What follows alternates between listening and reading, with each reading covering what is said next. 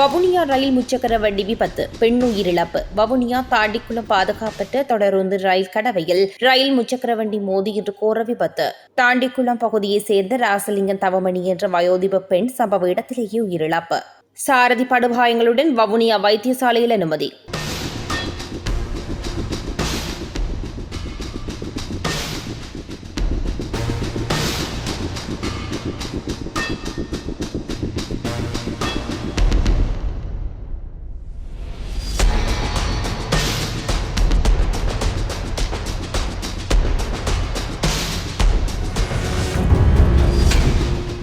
யாழ்ப்பாணம் வல்லைப்பட்டியில் துப்பாக்கிச்சூடு, சிறுவன் உயிரிழந்த சம்பவம். சந்தேக நபர்களை கைது செய்ய உத்தரவு.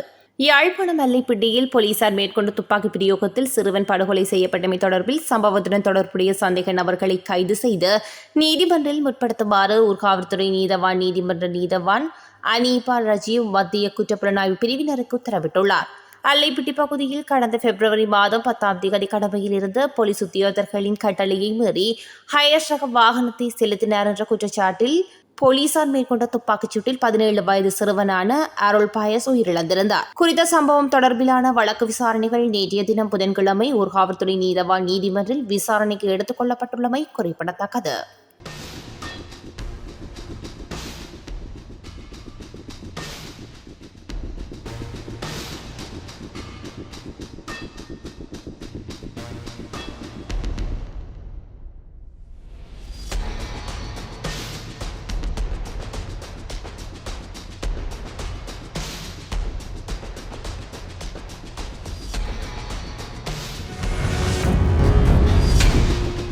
யாழ்ப்பாணத்தில் அபிவிருத்தி திட்டங்களை ஆரம்பித்து வைத்த அனுர அமைச்சர், எம்மிடம் இனவாதம் கிடையாது, தேசிய மக்கள் சக்தி என்பது இலங்கை மக்களுக்கான கட்சியாகும். இவ்வாறு அமைச்சர் தோழர் விமல் ரத்நாயக்க தெரிவித்துள்ளார். போக்குவரத்து நெடுஞ்சாலைகள் மற்றும் நகர அபிவிருத்தி அமைச்சினூடாக 984.73 மில்லியன் ரூபாய் மதிப்பில் குறைகட்டுவான் இறங்குதுறை புனரமைப்பின் 2வது கட்ட பணிகள் நேற்று ஆரம்பித்து வைத்து உரையாற்றும் போதே அமைச்சர் இவ்வாறு தெரிவித்துள்ளார். ஆனால் எங்களுடைய அரசாங்கத்தில் அவ்வாறு களவெடுக்கின்ற எந்த ஒரு அமைச்சர்களும் இல்லை.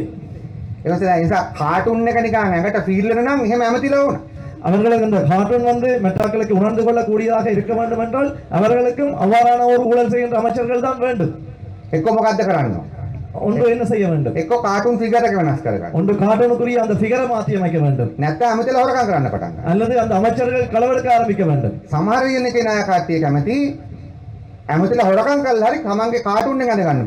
சில பிரபலஞர்களுக்கு விருப்பம் அமைச்சர்கள் களவெடுத்தாவது தமது அந்த கார்ட்டூனை முன்னிலைப்படுத்துவதற்கு.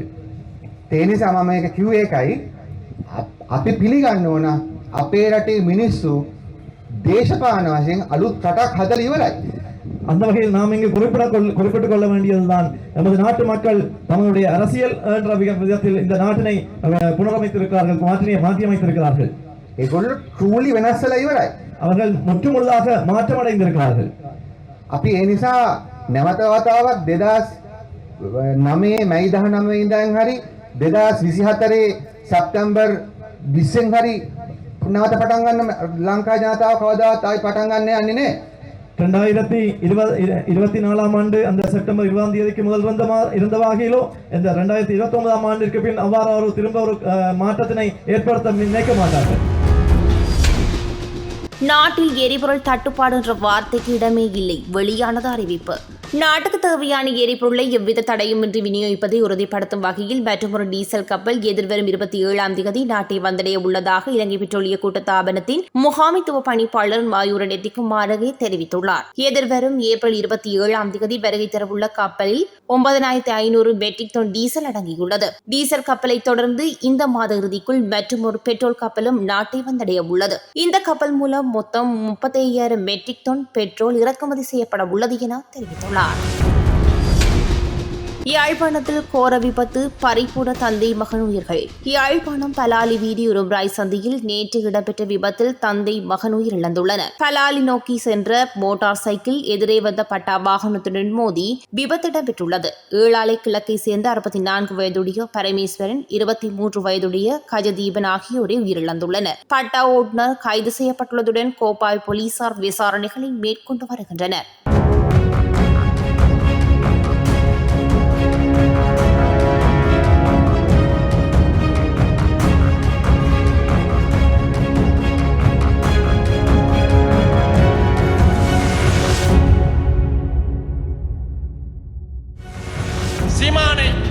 எடுத்துக்கொண்டீர்களேயானால் முற்றுமுழுதாக இலங்கையின் ஒரு பயங்கரவாத இயக்கமாக தடை செய்யப்பட்ட, இந்தியாவிலும் ஒரு பயங்கரவாத இயக்கமாக தடை செய்யப்பட்ட புலிகள் இயக்கத்தை முன்னிறுத்துகின்றார். புலிகள் இயக்கம்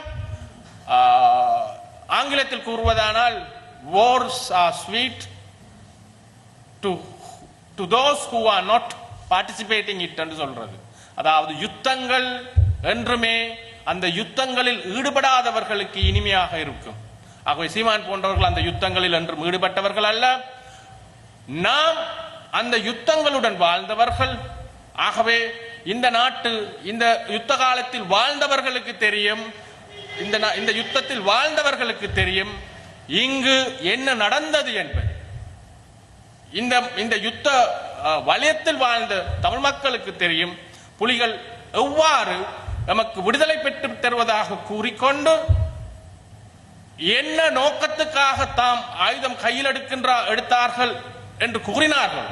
அதாவது தமிழ் மக்கள் சிங்கள அரசியல்வாதிகளால், சிங்கள ஆட்சியாளர்களால் இரண்டாம் தர பிரஜைகளாக நடத்தப்படுகின்றார்கள் என்று கூறிக்கொண்டு, அந்த அடக்குமுறைக்கு எதிராக நாம் போராடுகின்றோம் என்று கூறிக்கொண்டு, அந்த அடக்குமுறையிலிருந்து விடுதலை பெற்று தருகின்றோம் என்று கூறிக்கொண்டு முன்வந்த புலிகள் அந்த சிங்கள ஆட்சியாளர்களின் மீது செலுத்திய அடக்குமுறைகளை விட மிக அதிகமாக அடக்குமுறைகளை மேற்கொண்டார்கள். எந்த விதமான எள்ளளவேனும் ஜனநாயகமற்ற ஒரு பாசிச சூழலில் இந்த தமிழ் மக்கள் வைக்கப்பட்டிருந்தார்கள்.